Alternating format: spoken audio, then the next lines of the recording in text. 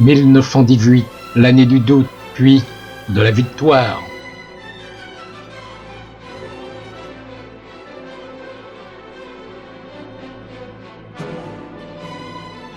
Le Taube, Colombe en allemand, et au départ un avion de reconnaissance. Il est utilisé sur Paris comme bombardier.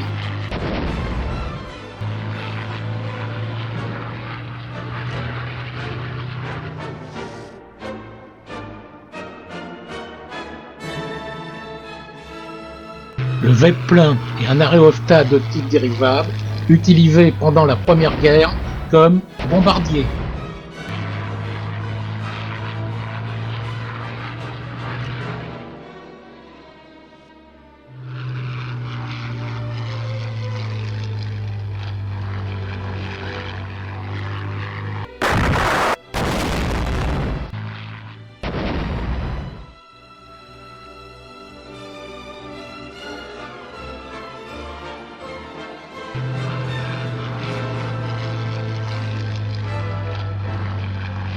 Du 11 au 12 mars, c'est 70 Gotha qui survolent Paris.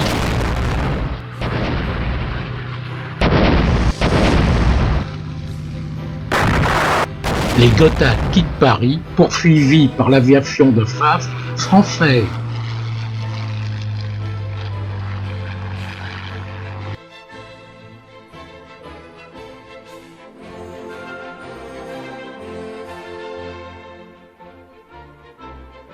Tous les 15 minutes, une vue tombe sur Paris. C'est un mystère, pas d'avion en vue et pas de canon. On survole la ville et la campagne, rien en vue. On prolonge la longueur des recherches. On survole l'Aisne, l'Oise et la Marne, rien en vue. Grande surprise, au nord de Laon, à proximité de Crépy-en-Launois, en forêt de Saint-Gobain, à 120 km de Paris, on découvre un immense canon. Ce canon est le Paris Cannon. Il lance des obus de 210 mm dans la stratosphère à 30 km de hauteur. Arrivé à l'aplomb de Crépy-en-Valois, l'obus redescend vers Paris. Durée du parcours, 3 minutes. De l'artillerie lourde positionnée aux environs de Veuilly-sur-Aisne tire sur le site et fait taire pour un moment le canon. Emplacement des 3 positions qui tirent sur Paris. Au nord de Laon, Crépy-en-Launois. Au nord-ouest de Laon, Beaumont-sur-Baine. Au sud de Laon, secteur de Fère-en-Tardenois. La mise en place du canon à Crépy-en-Launois.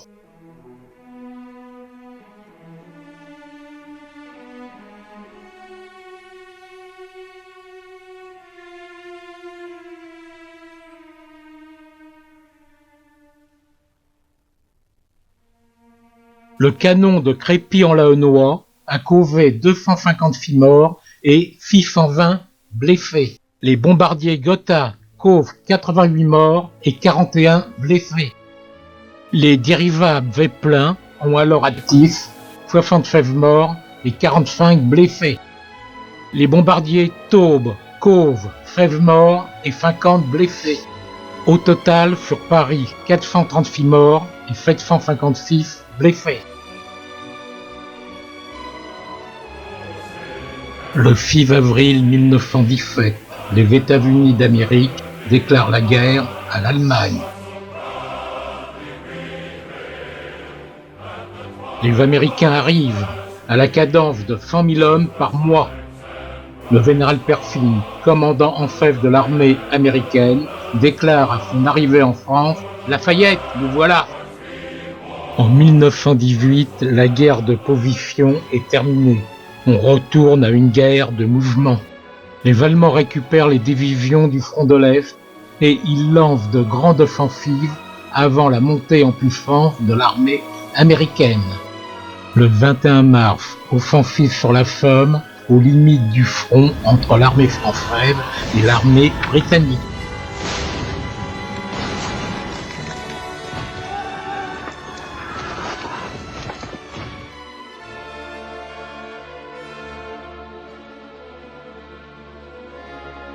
Le 9 avril, les Allemands lancent une offensive sur l'Artois. Ces deux offensives permettent un gain de terrain important.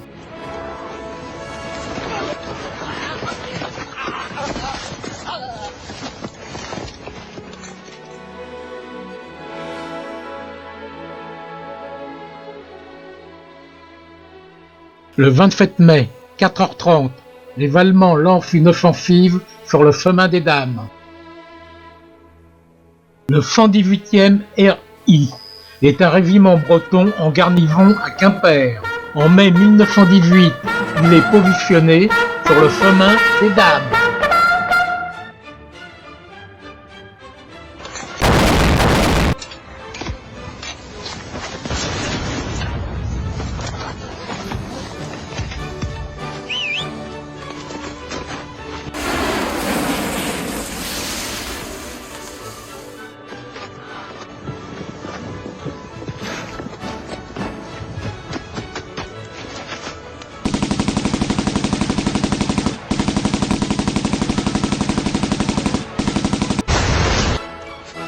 Les Allemands progressent sur le chemin des Dames vers la vallée de l'Aisne.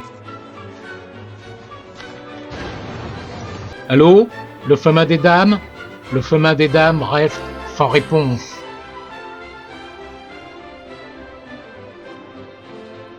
Les ponts de l'Aisne et du canal n'ayant pas été détruits, la voie est ouverte pour les Allemands en direction de la Marne. L'avance allemande est rapide, la trouée vers la Marne est faite, mais les ailes françaises Est et Ouest résistent. Les marines américains, troupes d'élite, contre-attaquent vers Château-Thierry sur le bois Belleau. Cette action empêche les Allemands de se diriger vers Paris.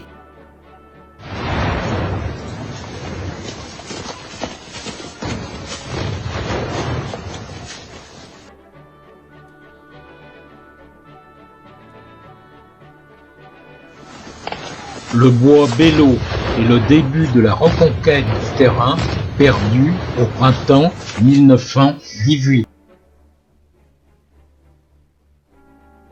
Le général Foch commande l'ensemble des armées alliées. Le général Pétain commande l'armée française.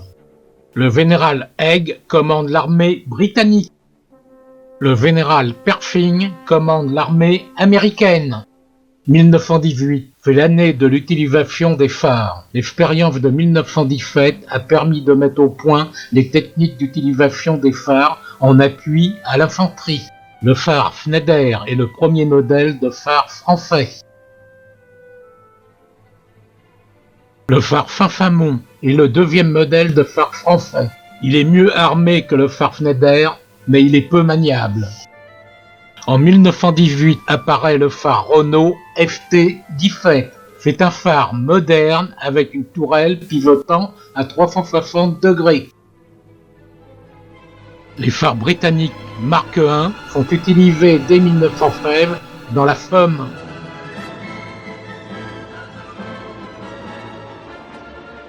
Les armées pour la reconquête de l'Aisne.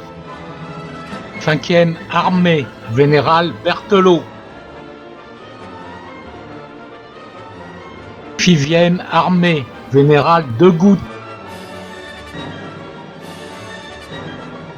10e armée, général Mangin. À partir du 18 juillet, c'est la reconquête par les armées alliées du terrain perdu lors des offensives allemandes du 21 mars au 25 juin 1918. L'appui des phares est permanent à partir du 18 juillet 1918.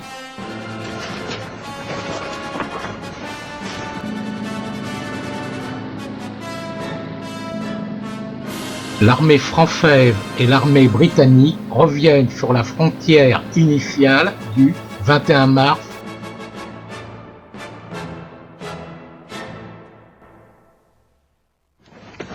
Les fantassins britanniques montent à l'assaut. Du 8 au 25 août, offensive commune de l'armée française et britannique sur l'Aisne et la Somme.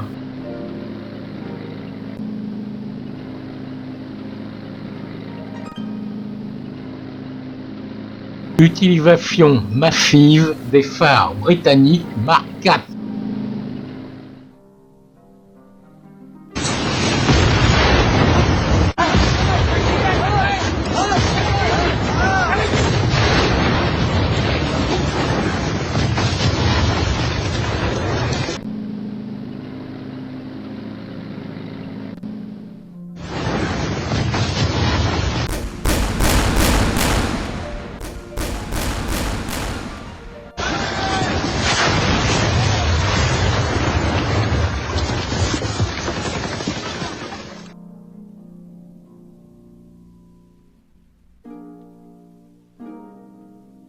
Du 26 au 9 septembre, offensive commune de l'armée française et britannique sur la Somme et l'Artois. Les offensives du 18 juillet au 9 septembre ont permis un gain important de terrain. Sur l'ensemble du front, l'armée allemande recule et bat en retraite.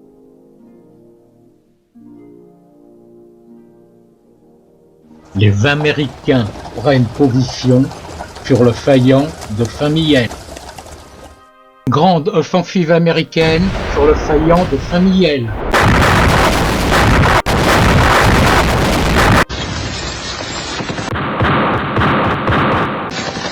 Les Américains sont entièrement opérationnels. Ils sont très actifs sur le front de l'Argonne et des Ardennes.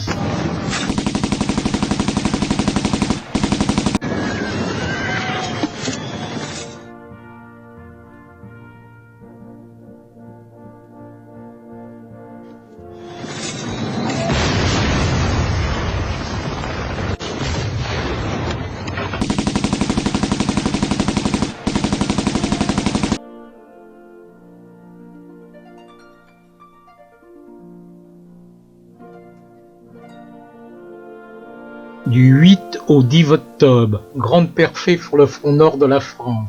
C'est la bataille du Cateau qui force les Allemands à reculer.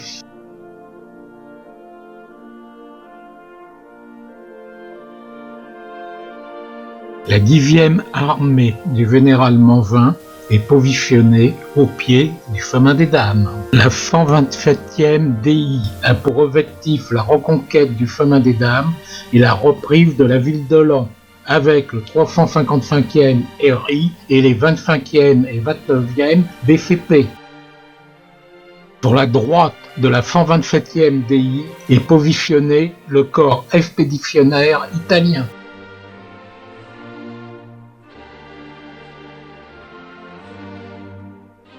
Les Italiens arrivent sur l'Aisne. Après le terrible combat de Gligny, les effectifs font le village de Favonne, Soupir, La Croix-en-Tête et l'avant vers Sifonne. Après Favonne et Soupir, La Croix-en-Tête, un moment de repos, puis direction Sifonne. Les unités françaises montent à l'assaut en direction du canal et de l'Ailette.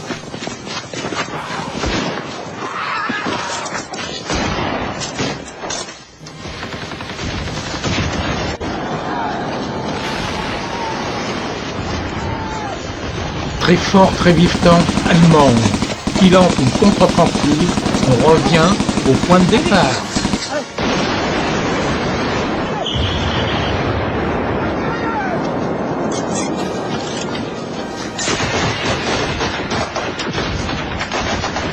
Contre-attaque française. Les Allemands reculent, on arrive au canal et à l'Ailette. Pour assurer leur repli, les Allemands font sauter les ponts et les passerelles.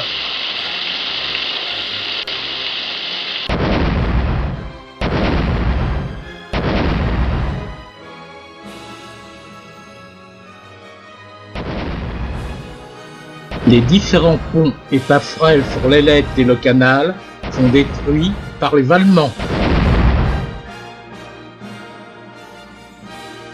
Les unités du génie interviennent sous le feu ennemi, ils construisent des passerelles sur le canal et l'Ailette.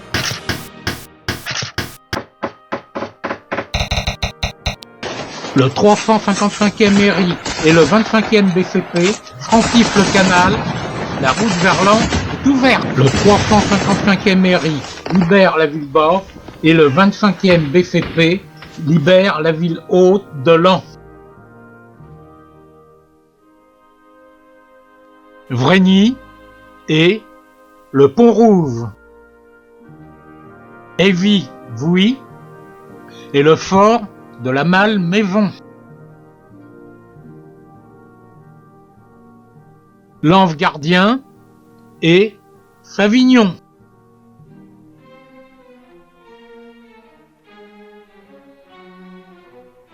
Fivy, Leuilly et Ardon.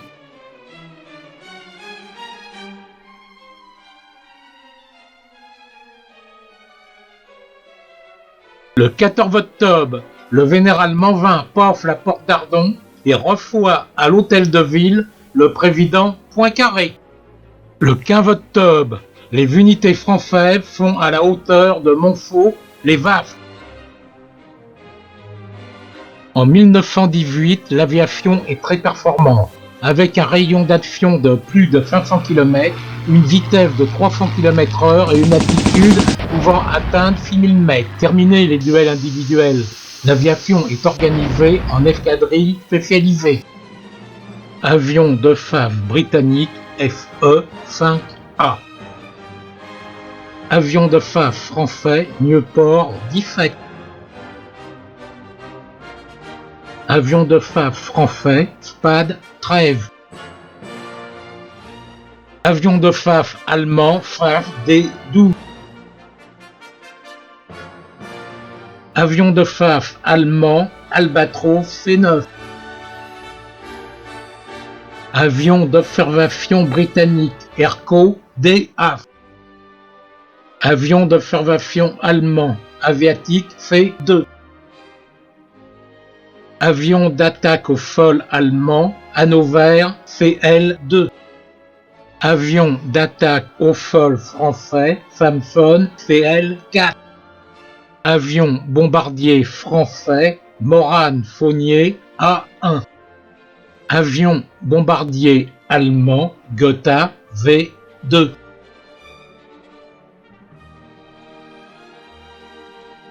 Pour l'observation, on utilise des montgolfières. Elles font l'objet d'attaques aériennes de l'aviation allemande, ce qui nécessite l'intervention des avions de chasse alliés.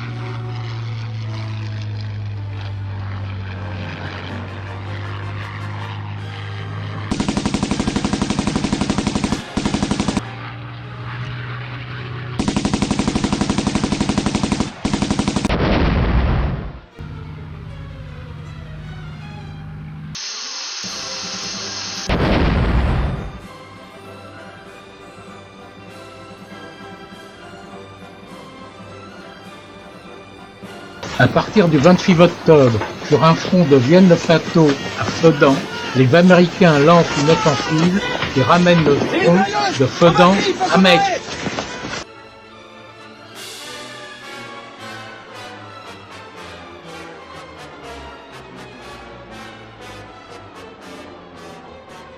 Le 7 novembre, des plénipotentiaires allemands arrivent à Audray, Aisne, pour demander un cessez-le-feu en vue des négociations pour un armistice. Sur les lieux de combat et à l'arrière, la nouvelle se répand et on sonne le cessez-le-feu. À l'arrière du front, on fête l'arrêt des combats. Les plénipotentiaires allemands arrivent à la clairière de Rotonde. La signature des documents par les Allemands et les Alliés. La photo à la sortie du wagon. Le caporal Clairon Cellier sonne le cessez-le-feu officiel. Sur l'ensemble du front, la sonnerie du cessez-le-feu retentit. La nouvelle se répand et fait la voix. C'est terminé et nous sommes vivants. Dans toutes les villes de France, c'est l'euphorie. Sous les applaudissements de la foule, on défile dans les villes et les villages.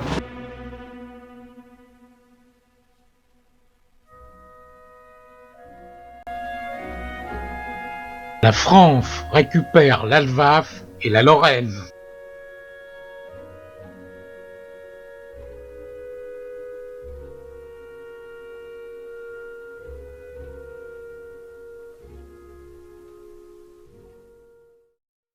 Vous avez eu l'Alsace et la Lorraine, vous avez eu des millions d'étrangers, vous avez eu Germanie et Bohème, mais mon petit cœur, vous ne l'aurez jamais, mais mon petit cœur, lui, restera français. Nous avons toujours gardé dans notre cœur l'espoir que nos valeureux soldats nous rendent nos trois couleurs.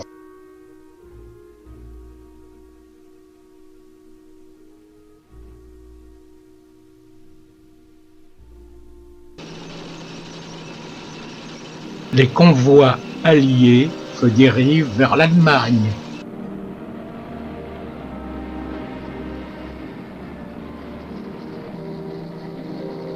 À partir du 12 novembre 1918, les Alliés avancent pour établir des têtes de pont en territoire allemand et pour l'occupation de la Rhénanie et du Palatinat. Secteur de Mayence, tête de pont française. Secteur de Coblence, tête de pont américaine. Secteur de Cologne, tête de pont britannique. Secteur de Düsseldorf, occupation par la Belgique.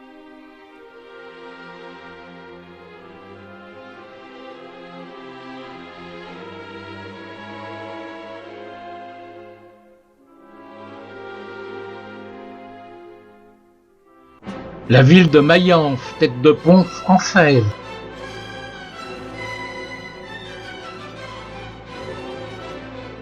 La ville de Coblence, tête de pont américaine.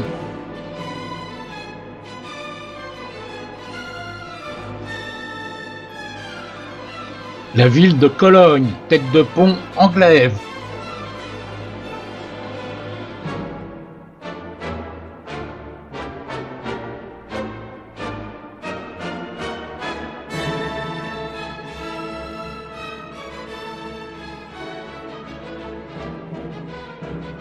« 2 980 000 fusils, 1 500 000 grenades, «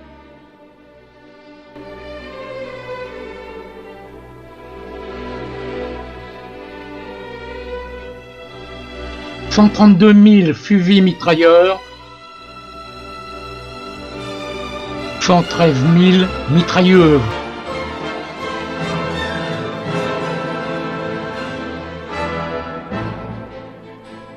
5 000 canons de tranchée, 11 200 canons de campagne, 1200 canons de grande puissance, 920 canons de très grande puissance,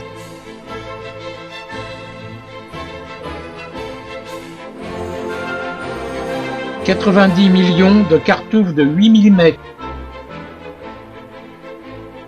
9 700 000 obus,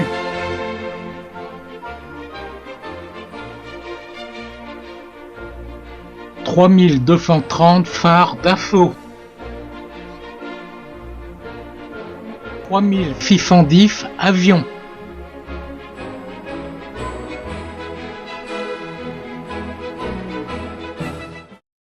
Australie, 78 150 morts. États-Unis, 115 000 morts. Turquie, 325 000 morts. Italie, 460 000 morts. Pays de l'Est, 610 000 morts. Britanniques, 947 000 morts. Autriche, 1 200 000 morts. France, 1 385 000 morts. Russie, 1 700 000 morts. Allemagne, 1 808 000 morts. 6 837 tués par jour, soit 8 millions de tués. 6 500 000 de blessés.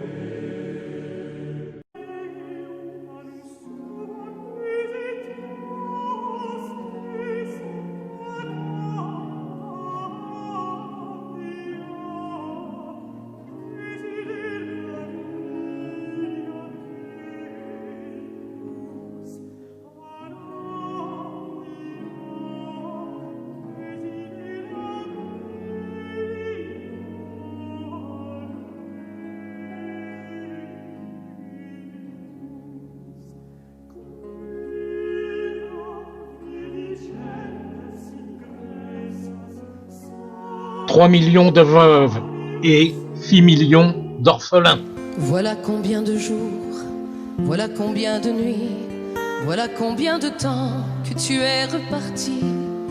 Tu m'as dit cette fois, c'est le dernier voyage. Pour nos cœurs déchirés, c'est le dernier naufrage. Tu m'as dit au printemps, je serai de retour. Le printemps c'est joli pour se parler d'amour. Nous irons voir ensemble les jardins refleuris. Et tout cela pour 1170 jours de guerre, soit 28 000 heures.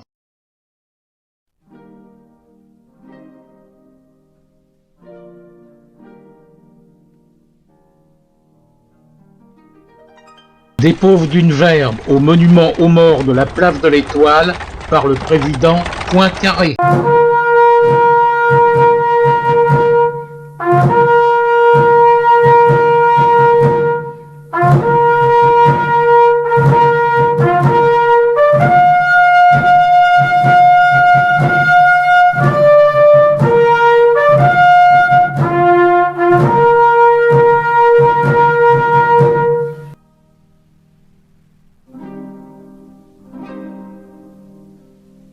Les maréchaux, veufs et veufs sont accueillis porte-maillot par monsieur le préfet de la Seine. Le préfet déclare : « Messieurs les maréchaux, la porte de Paris vous est ouverte. »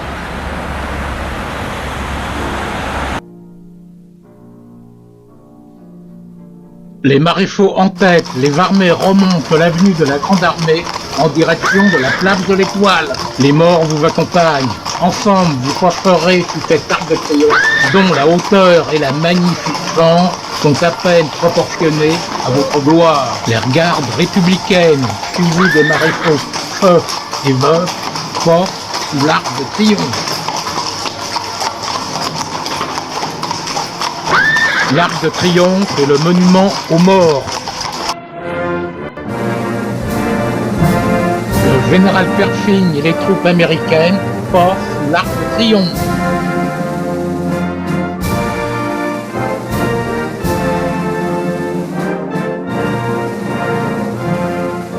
Les drapeaux américains flottent sur les Champs-Élysées.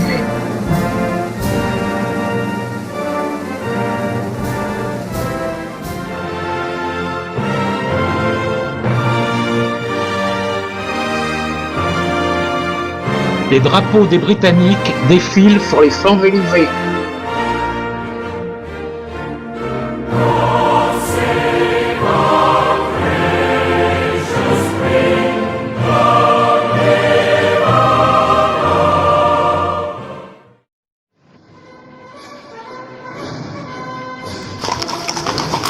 Innombrables et frémissants, voici les drapeaux couverts de gloire de ces troupes que le Kéver appelait la méprisable petite armée.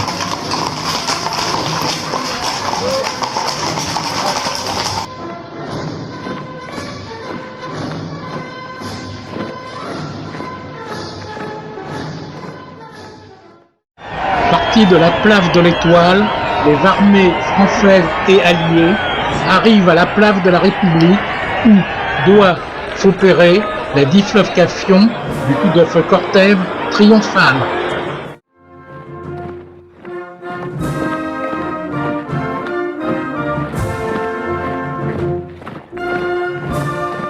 Le maréchal Foch rend les honneurs aux soldats français et aux soldats alliés.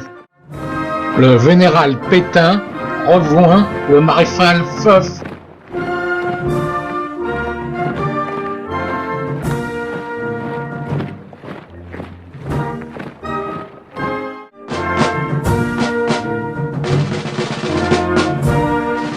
L'armée française.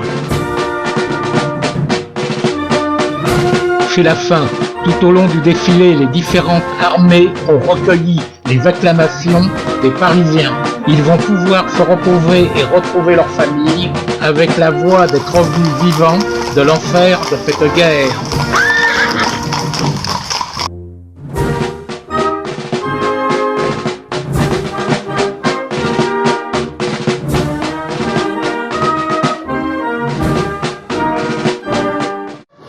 Fin du défilé, les Parisiens flânent dans les rues et les boulevards de Paris.